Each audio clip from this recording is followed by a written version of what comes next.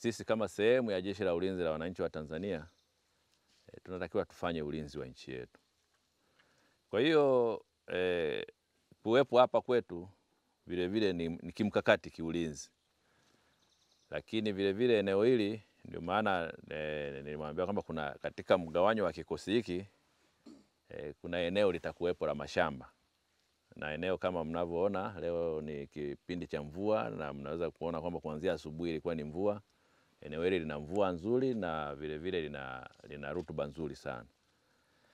Lakini maono ya Mheshimiwa Rais ni kwamba angependa Jeshi la Kujenga Taifa liwe na uwezo wa kuchukua vijana wote wanaomaliza kidato cha 6 kwa ajili ya mafunzo ya mujibu wa sheria. Kwa hiyo kwa hali hiyo ni kwamba ili tuweze kuwachukua vijana wengi zaidi, lazima miundombinu ya vikosi vilivyopo iongezeke, lakini vile vile tuweze kuongeza vikosi vingine. Kwa hiyo kiteuli hiki kimetoka sasa tunataka kukitoa katika hadhi ya kuwa kiteule cha kawaida, sasa kiende kuwa ni kikosi cha Jeshi la Kujenga Taifa ambacho kitachukua vijana kwa ajili ya mafunzo ya Jeshi la Kujenga Taifa. Kwa hiyo ndio maana mnaweza kaona miundombinu kama hii ni miundombinu ambayo tunaijenga maalum kabisa kwa ajili ya kuhakikisha kwamba tunaweza kuchukua vijana wa kutosha kuweza kuhudhuria mafunzo ya Jeshi la Kujenga Taifa, yale ya kujitolea na yale ya mujibu wa sheria.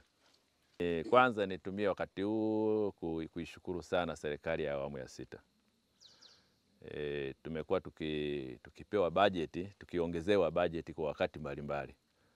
Lakini hii ni mojawapo ya matokeo ya bajeti zile za kuongeza kwamba tuongeze miundombinu kwa ajili ya kuchukua vijana wengi zaidi.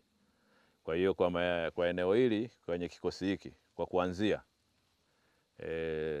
sasa hivi tutajenga majengo 9 kwa wakati mmoja hapa sasa hivi. Na tuliweza kuleta pesa ambayo tuliipokea kutoka serikalini, lakini tumeweza kugawa kwenye eneo hili kwa ajili ya shughuli ya hapa shilingi bilioni 1.6, ambayo kwa sababu tunajenga sisi wenyewe, tunatumia vijana wetu, tunatumia mainjinia wetu kama ulivyowaona. Kwa hiyo tutakuwa na majengo yapatayo 9 katika eneo hili, ambapo tutajenga ofisi kuu ya kikosi, lakini tutajenga maanga 3 kwa ajili ya vijana. Tutaweza kujenga zahanati, tutaweza kujenga maanga ya askari kapera na maofisa kapera. Lakini mwezi huu wa 3 makao makuu ya Jeshi la Kujenga Taifa baada ya kupokea pesa kwa ajili ya maendeleo, vile vile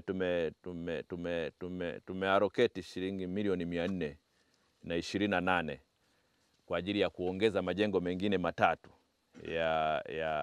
ya vijana, maanga mengine 3, lakini vile vile tutajenga majengo mengine karibu majengo yapatayo 5 tena mengine kwa ajili ya kuendeleza ujenzi huu.